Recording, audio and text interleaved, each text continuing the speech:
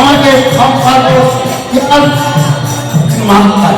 সে আমাকে বলল, বাবা আমি বলল একটু সুন্দর জিনিস, এই চক্র মন্দিরকে রক্ষা করে।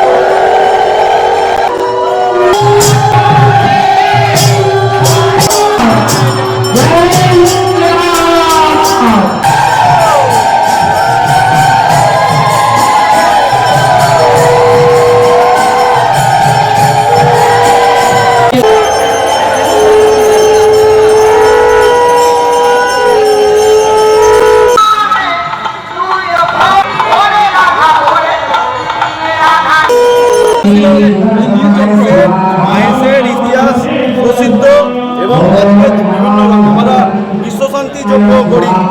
আমরা তার আগে অক্ষয় তৃতীয়া চন্দ্রযাত্রা উৎসবের সময় আমরা যজ্ঞ করলাম। আজকের দিনে আমরা নীলযজ্ঞ যেহেতু প্রতিষ্ঠা করছি, সেই উপলক্ষে আমরা যজ্ঞ করছি। ভগবতে সুদর্শনায় ভগবতে সুদর্শনায় স্বাহা। নমো ভগবতে সুদর্শনায়।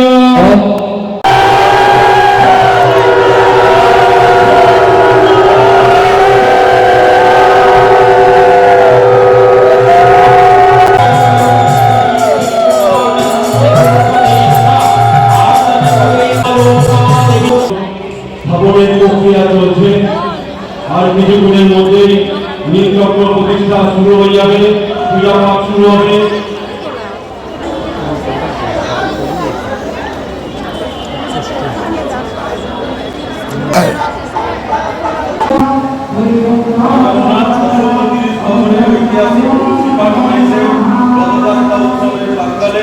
আজকের এই শুভ দিনের শুভক্ষণে আমাদের নীলচক্র প্রতিষ্ঠা হতে চলেছে হোম যজ্ঞের মাধ্যমে।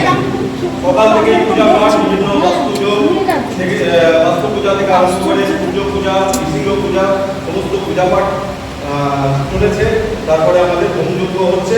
এই হোম যজ্ঞের পরেই আমাদের এই নীলচক্র আমরা মহাপ্রভুর মন্দিরের চূড়ায় আমরা লাগাবো। বলা হয় এই নীলচক্র হচ্ছে বিষ্ণুর প্রতীক, সৃষ্টি, স্থিতি এবং সংহারের প্রতীক হচ্ছে এই নীলচক্র।